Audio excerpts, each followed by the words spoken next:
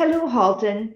Thank you for joining us on Healthy Minds, Healthy Lives. I'm your host, Nadirah Nazeer. Today, my guest is an associate professor from Western University, Anushka Ataullahjan. Her research focuses on climate action and the impact it has on women. Anushka, welcome to the show. Thank you. Thank you for having me.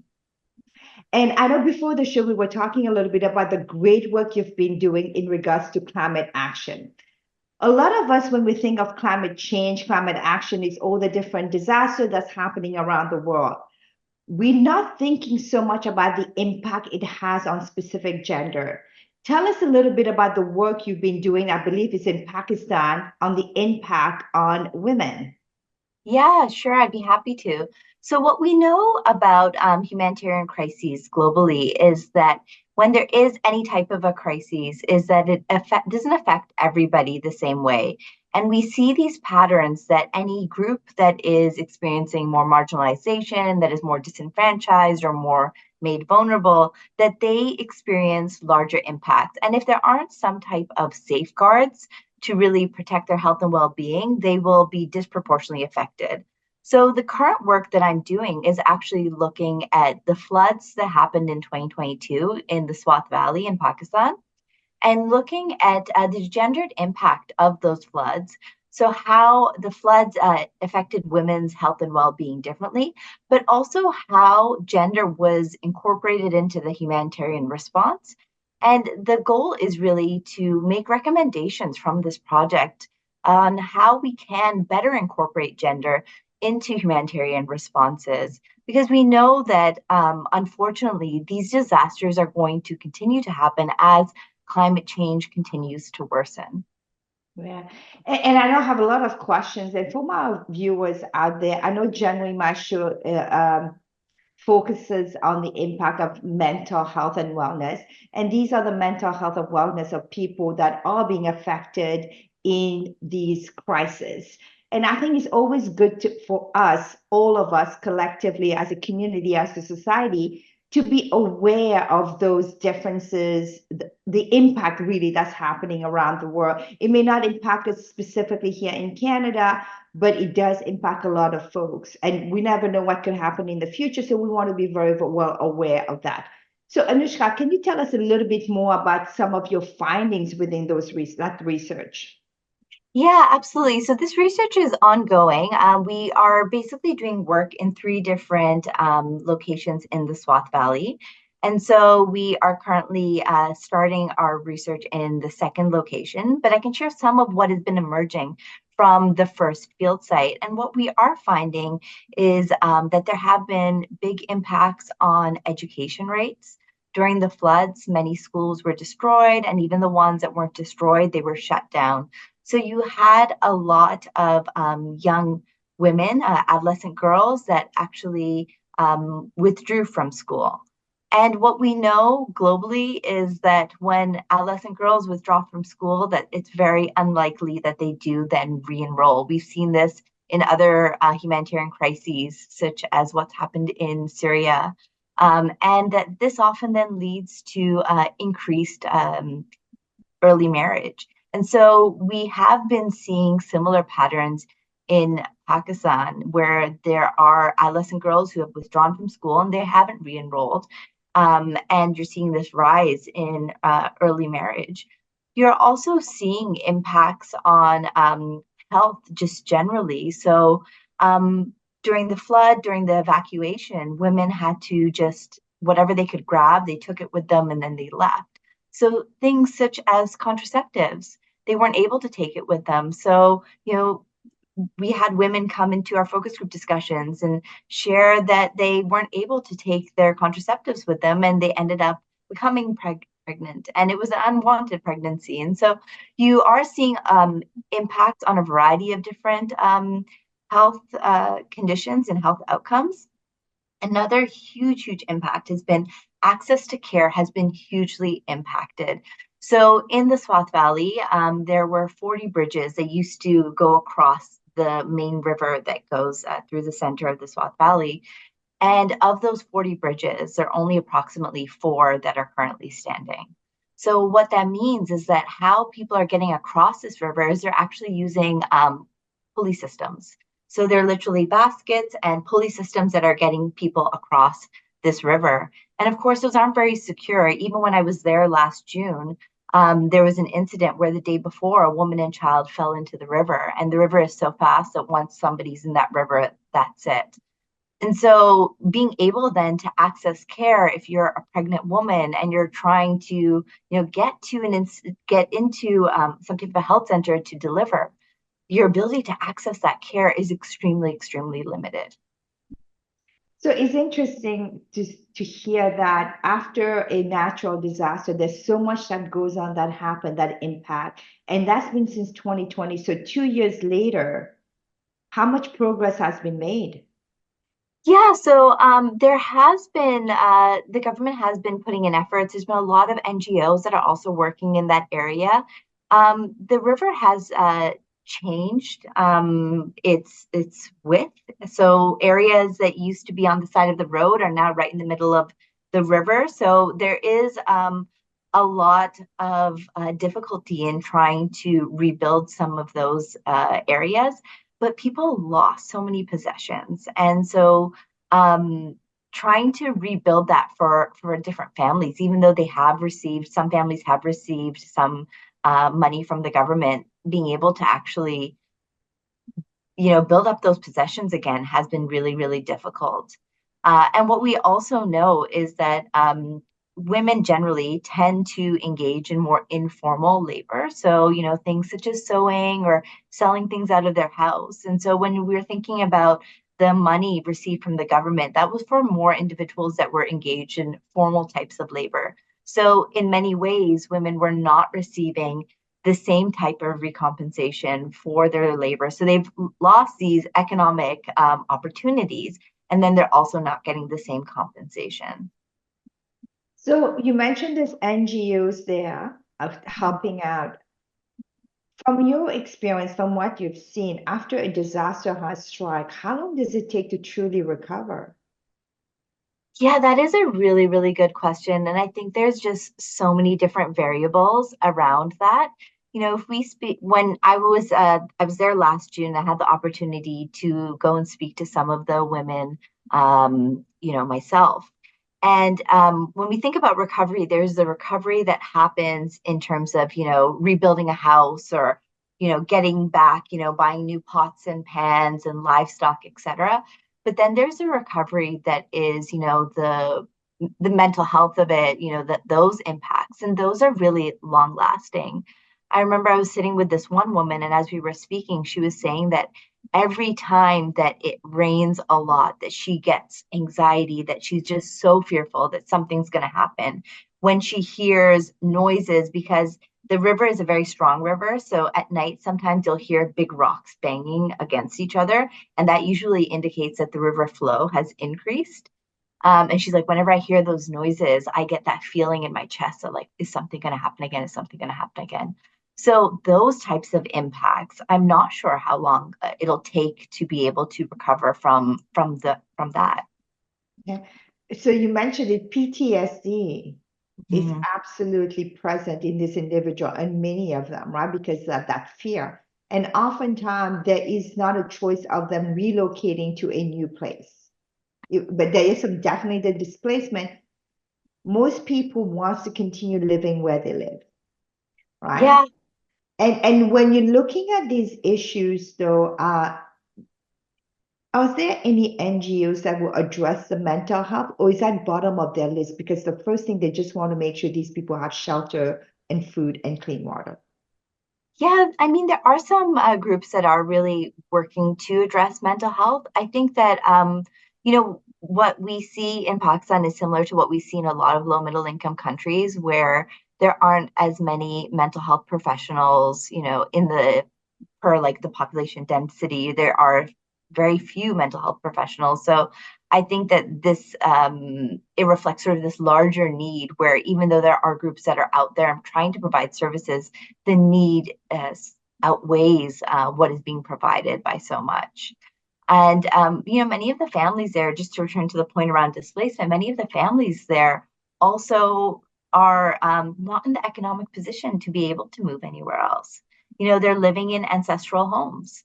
And so that's all that they have. And they can't if they move somewhere else, they don't know what they'll be doing economically. They don't know where they'll live. And so they feel really stuck in those situations. So for how much longer are you continuing with this project on this research? Yeah. So we're hoping to wrap up by the winter.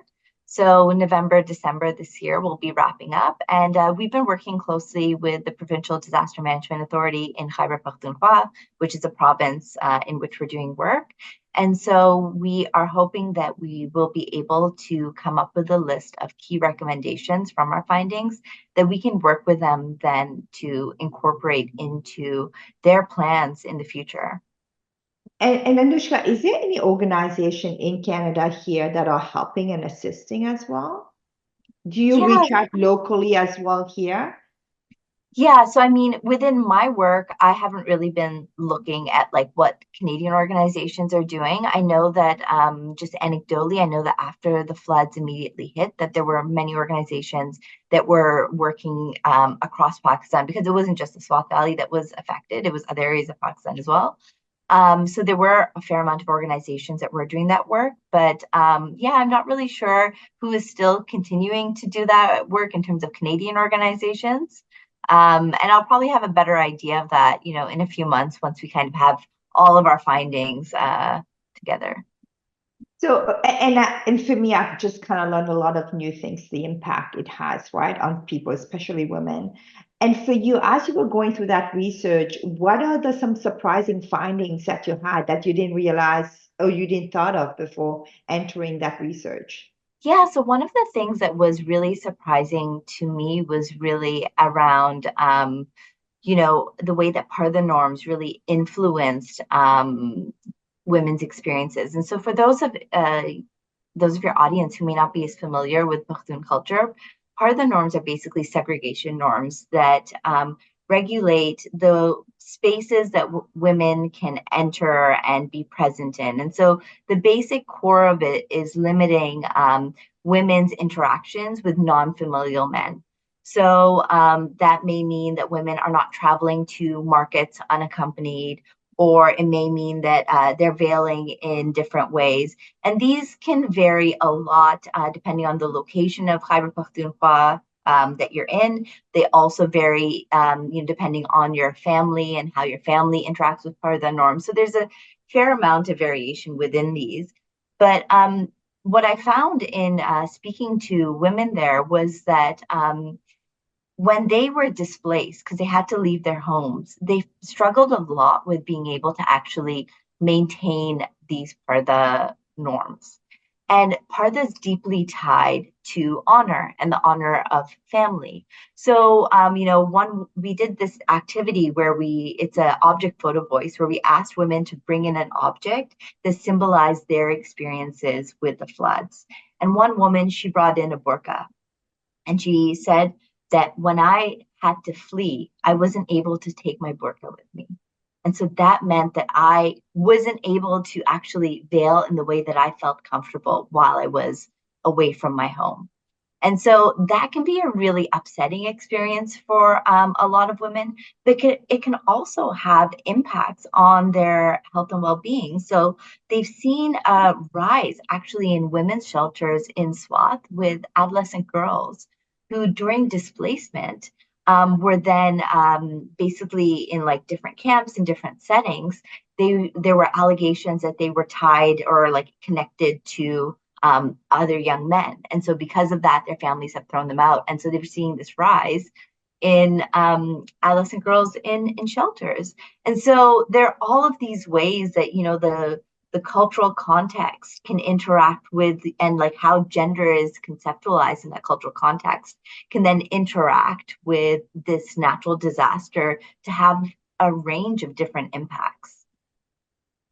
Yeah, and so a little, I want to maybe educate myself on that culture. You say it's Bakhtun culture, right? You mentioned that the woman has to be covered. They don't interact with anybody that is not familiar, and generally it will be their spouse, their father, or their brother, right? Mhm. And they're always just covered up. Are they wearing the niqab as well too, or just the burqa? Yeah, so yeah, and I think it's definitely there's a lot of variation. I mean, like I'm a Pakhtun woman and I'm happily here on the show. So there's a lot of variation, and you'll see even if you go to Pakistan and you're in Khyber Pakhtunkhwa, you'll see that there is that range, but different families sort of have different expectations around it. So for some families, it may be that they expect if their wife is outside of the house in any public space that she is wearing a burqa. There are some families where they may say, okay, it's fine if you're just sort of wearing a white shawl and you have your head covered. Others where it says, okay, even if your head is covered, it's fine as long as you're wearing a white shawl around your chest. So there is like just a big like range of different expectations, and a lot of it depends on the family. Yeah, but it's all about being modest. It's all about covering up.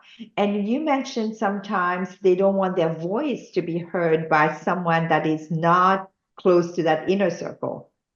Yeah, so it's interesting because like it's a lot of it is tied to these ideas of honor, and maybe I can give you a little bit of an anecdote from some of my other field work that I've done in other parts of Khyber Pakhtunkhwa. And what was interesting while I was there was that it was very clear that they didn't want even non-familial men to know the name of their spouse. So when I would run into like an elder in the community and I wanted to say like, how is, and I couldn't take their partner's name. I would say how is, and then I would use like korwala, which means like basically the one at home. So in some contexts, even like the idea of like knowing the name is considered, a shameful thing. So it can really vary. So yeah, there's a lot of it, and it's all tied to these ideas of honor and like women really being the keepers of honor. And so by protecting and keeping sure that women are not interacting in any way with non-familial men, you are maintaining the family honor. So the reason why I was asking for that clarification, because now when you put it in a context of disaster and these women are displaced, Yeah. it's not only they are fighting to make sure that they stay alive, that they have water, they have I think the basics, Yeah. right? But also they're struggling with the culture, their identity, and how to continue respecting and honoring themselves within that process. Yeah, absolutely. And it's interesting because I think that a lot of women engaged in strategies that they found were the best way that they could balance the two. And so when I would be speaking to women and asking them about where did you go to, a lot of women actually didn't leave the valley and didn't actually go to camps that were set up by the government. A lot of them just moved up further into the mountain and went into people's homes up in the mountain. And there's something about the fact that it was in somebody's home, and then it's somebody that's like, although there may not be as closely connected in the community, they were still part of the larger community. So there is that knowing that then, there's a protection in that as well. And so that is like one of the interesting things too, is that when we're thinking about, what are the strategies that we want to implement to ensure that gender is considered, it's also thinking about like what is culturally appropriate and how do we bring in that cultural appropriateness as well. Yes. And so let me ask you this. This is some great work. Where's your next work? Do you know what you That guys will be focused on? That is a really, really good question. So, I actually am not really too sure right now. I want to see what comes out of this work. But what I have been really thinking about a lot is in the Pakistani context, because the majority of my work is in Pakistan, is extreme heat, which is another large climate change impact. And we are seeing, unprecedented temperatures. And what we know from other global contexts is that sometimes the different strategies that people can use to cool off or to be able to protect themselves from heat aren't always available to everybody in the same way. So, for instance, it may not be appropriate for a woman to go and take a little swim in like the little stream nearby, where the men may be able to do that and to be able to cool off. We also know that women are engaging in cooking the meals often. That's part of like, the gendered expectations. So they're also exposing themselves to more heat. So I think extreme heat is probably another really important area when we are thinking about the gendered impacts of climate change to investigate as well. But right now, just focusing on finishing this project and then planning where is the next need. And I really try to, with my work, address what does the community want? Because I really do think of myself, although I'm a global researcher and I'm coming in there to look at these different topics, that I want my work to actually be relevant to the people that I'm doing research with. And if I'm doing research and it's just going to sit on a shelf and it's not going to have any impacts on people's daily lives, that's not the type of work that I really want to be doing. So, but on that note, then let's talk about for the folks of Halton. What is it? What is your top three advice for the folks that are listening to this show today and learning so much regarding the impact a climate action have on gender? What is your top three advice as to how they can get engaged? Yeah, so I think my first piece of advice would really be to just become more informed. There's a lot of folks that are out there writing about this and writing about different contexts, and maybe for some of your viewers, the Pakistani context may not be what they're interested in, but there are people that are working all around the globe on these issues. So they're just get informed, understand what is happening, what are these different impacts.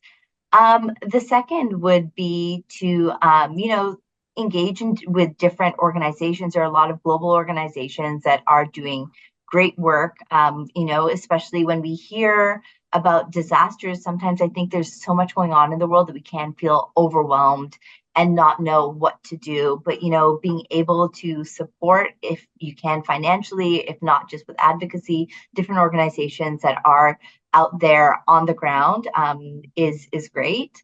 And then the third piece of advice is that I think that it's really important that we recognize that climate change, although it's a global issue, and although the majority of the impacts are being felt in low middle income countries, that all of us have a responsibility to, really try to slow down the pace at which the climate is changing. And that is not just an individual thing that we should be doing in terms of just turning off our lights. Of course, all of that is important too, but also really engaging with our leaders, our policymakers, and saying, this is an issue that's important to us, and we want action around this, and letting our, votes really dictate where we are really, supporting different causes. Yeah, and going back quickly here, we have a few minutes left on the show. Going back quickly, just to put it in context and numbers, how many people was affected by that flood in Pakistan? Oh, I don't know the number off the top of my head, unfortunately. It was in the millions, and unfortunately, I can't remember the number right off the top of my head. Yeah. No, but that says it also. Millions of people has been affected, and 2 years later, you're still doing the great work, you're still doing the research, but there's still so much work that needs to get done. So what we have to really understand is that when a natural disaster happens, it may make the news for maybe 2, 3 days, Yeah. but the impact of it, the recovery of it, the rebuilding of it takes years and years and decades. Mm-hmm. Yeah. Right, from around the world. And for me personally, I still remember what happened in Phuket in the tsunami that happened back in, I think that was what, 2005 or 7, somewhere there in the early 2000s. And still some of them are still recovering, because it does take a lot of time to recover from any impact we have from climate action. And I thank you for your top three advice, because at the end of the day, we all can do our share into how we help this climate change, climate action. As individual, we can always contribute in even a small ways, right? And Anushka, I want to say thank you so much for coming on the show. Really appreciate it. And any last minute advice here? You have 1 minute to wrap up. No, I think that I just really appreciate you giving me this platform to share this work. And thank you for having me here today. Yeah. And no, I was very happy to do that. It's a subject that we've never discussed on the show before. And also a subject that we know of, we hear about it because it's something that everybody talks about at local level here, at a global level, but we never really understand what the impacts are, Yeah. right? We talk lightly about it, but nobody has ever, maybe some viewers have done some of those research themselves because they are advocate, they're passionate, but majority of us doesn't. Mhm. We don't truly know the impact. And I want to thank you so much for sharing some of those details because now they can put it at an individual level about the challenges that people will go through, it does go through. Yes, thank you. And I want to thank my viewers today for joining us today. It's always a pleasure for me to share different topics with you. If you have any topic ideas, please do reach out to me on social media. If you have any guest idea, I'm more than welcome to hear and to have them on the show. We're always trying to expand the knowledge of our viewers here in Halton.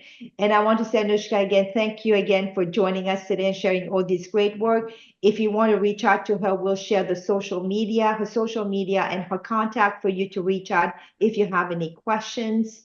And on that note, I want to thank my viewer again and stay positive and start believing.